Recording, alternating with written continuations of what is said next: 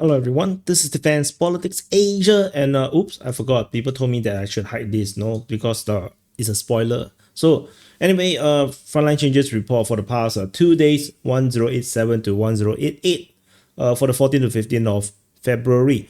We have very significant frontline changes over the Pokrov and the Velyka Novosilka front. But however, we're gonna do clockwise direction, so we're gonna start with Kursk. So stay tuned for the crazy news. But it's not anything less important. Over in the Kursk front, though this is Kursk. I need to bring the arrow. So this is the Kursk front.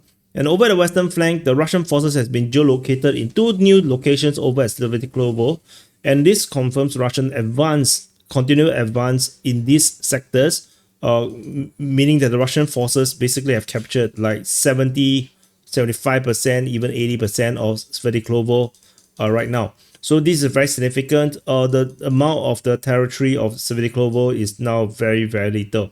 So if we zoom out a little bit, okay, no need. So there's this two street, this industrial building, this some warehouse thingy, and this street. This is all that's left of this Svidriklovo that is still under Ukrainian control. So and the Russians are attacking in a two-pronged attack on both sides.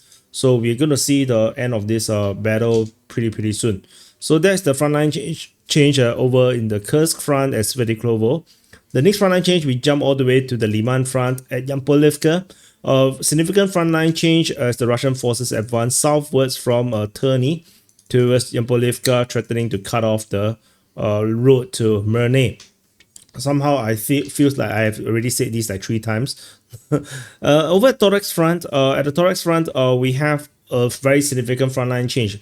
Today's frontline changes is full of significant updates. The Russian forces have been geolocated at this position. This previous geolocation was here, so the Russian forces have captured more grounds around this sector, and it puts into question, is this entire rest of this region that was claimed by the Russian forces indeed under Russian control? Because now it's looking really bad. Because the Ukrainian claims is still like all the way to Nelipivka. This chunk here is 5 kilometers deep. It's very unlikely that the Ukrainians have any positions in something so deep. Ukrainian mapping, if you actually look at it, is even is like this.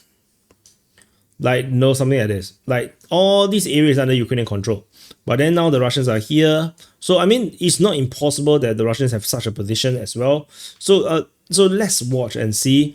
Definitely I'm on the conservative side. I didn't invalidate any of the Ukrainian claims here. But definitely this advance is pretty significant. This is around 500 meters in terms of the advance into the northern part of Skibinivka. And in fact, anymore they're just going to conquer it. So let's see how this continue to play out. After that, we go to the northern flank of the Pokrov front. Russian forces flank south of Melanivka. So this is first Velyka, Melanivka, Yelizavetivka, Vedyanidruhi, and the Russian forces is flanking south of Melanivka as they head westward from their positions that they have captured all the way to the highway exchange around here. So they are pushing through this area, which is pretty interesting solutions or decision, and that could also help out with the full capture of Yelizavetivka. So there's a frontline change around here. The total distance travel is around 1.3 kilometers or 1.4 kilometers. Pretty significant if you ask me. This chunk alone is 2.31 square kilometers. So this is a big chunk of territory captured. After this, we jump to the southern flank of the Pokrov front. Over this sector, this is the southern flank. South of Nedievka, around Stripny region, the Russian forces have captured more grounds. This is mapped by the Ukrainian mapping. Russian forces have advanced further into Zaporizhia, and in the north of Stripny, the Russian forces have now flanked north of Preobrazhenka as they push out in this way. And they have also advanced in the white front in the north of Stripny, pushing westward. And this is pretty significant because now we are looking at a pincer on Preobrazhenka. So this is what is currently seemingly to be happening. The advance in the north is on its own already 1.6 kilometers long. So these are very, very significant frontline change. So it doesn't look like it, but if you zoom in and see how small the house is, like this is actually a pretty decently big place. So moving further south over at the Andriivka front, at Andriivka itself, there is new frontline changes. Ukrainian mapping have considered that the Russian forces basically have cut off any possible retreat route from the east of this position. If we push on, you zoom out and push out, basically the Russian forces have taken encirclement of any Ukrainian forces around the west of Shevchenko. So this advance here, this area, means that any Ukrainian forces that is around here, this flying dinosaur looking thingy, is now fully encircled. There is almost no way to cross except for this area here, and then this is the only last hope. But then it goes into nowhere. Once they go down here, there is almost nothing much here as well. Can they cross here? Maybe they can cross the river, swim across or something. So, but then this leads to nowhere, because in the south we also have major frontline changes. The Russians drew a llama around here. This looks like a llama to me, or Loch Ness monster. I don't know. So yeah, so he's pretty happy. Anyway, the Russian forces basically have captured the eastern part of Ulakli, and this includes many of these major tree lines. And the fact that the Russians advanced this quickly means that the Ukrainian has abandoned position. They have withdrawn from this position, and I don't think they are defending at Ulakli as well. So we are probably looking at a major collapse of the entire Ulakli salient. The entire bulge, this entire pocket here, is likely to collapse within 3 days, like massive collapse. Because if the Russians are here, the entire region here, there's no retreat anymore. It's already encircled. Similar situation to the northern area where the Russian forces have crossed, block out the possible retreat route. So these are all super major developments of this region here. And at Dashne, there is Ukrainian mapping acknowledged that they have lost the southern districts of Dashne. So there is a lot of very significant frontline change, and I have to say this llama looks really cute. Yeah, I don't know why. Yeah, so so that's it from the Andriivka front, and then we go to the Velyka Novosilka front. So the Russian forces have taken a very weird shaped electric guitar around here. So this electric guitar is super weird shape, and they have a massive peak. This peak is massive. It's too big for the electric guitar, but I'm not sure why the Russians didn't notice that the peak is just oversized. So anyway, this peak here is peak as in pick, the PICK, for strumming the guitar.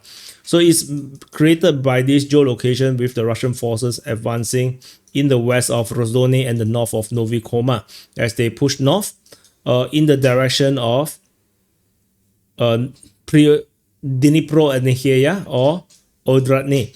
Over in the north of Velyka Novosilka, the Russian forces have taken the positions all along the Mokriali River. They have taken the major tree line on the west of Novikoma. Clearly means that this area here is no longer Ukrainian. In fact, the front line actually should be like this. But no, I'm waiting for someone to concede. Anyway, the Russian forces have basically entered into Novo Ocheretuvate from the main road north of Novikoma. So yeah, so this is a super electric guitar that with a massive peak, and over here, and clearly this is just fantasy, right? No, of course this is not the front line. The real front line most likely is a combination of these two, with the Russian forces already taken positions all along the river and like this. I think this is the front line. So I think this is how the front line actually look like. But of course we don't map from our imagination. So this is the frontline change in this sector. The total distance traveled, just this tree line alone, is around 2 kilometers almost. So this is a massive advance. Also means that the Ukrainians abandoned position. So let's see where they're going to hold that defense line. So these are all the frontline changes, and so we're going to look at the total calculation. And you can see that the biggest frontline change is over at Velyka Novosilka, because two big chunk of territory has been taken by the Russian forces over the past 2 days. And then Pokrov and Andriivka both have similar areas captured. We have the Lama around luckily contributing most of it, and we have the over this this gun, this out of shape gun around Preobrazhenka, and of course this area in this southern flanking movement at Melanivka contributing to Pokrov. So anyway, so these are the top three. So do some mathematics. This is a pretty short calculation, I guess. So so it's going to be 1.36 plus 0.31 plus 0.19 plus 4.95 plus 4.95 plus 8.68. So total area captured is 20.44 square kilometers. So let me add it in. 20.44 means that it's averaged out around 10 square kilometers per day. So this is a standard speed nowadays for the Russians, because I say that like nowadays it seems to be at least 10 square kilometers per day, usually around there. So the Russians are continuing the steady advance across the Ukraine war on a daily basis, 10 square kilometers per day. So despite certain front lines suffered massive collapse. So let's see how this goes. We're probably going to see some major updates within the next 3 days. So thank you for watching. Press the like button. Check out the DP Open Mic. We have a tremendously long conversation, mostly about Gaza. So so you can check it out, and of course check out my reaction to JD Vance, and I'll see you guys in the next update.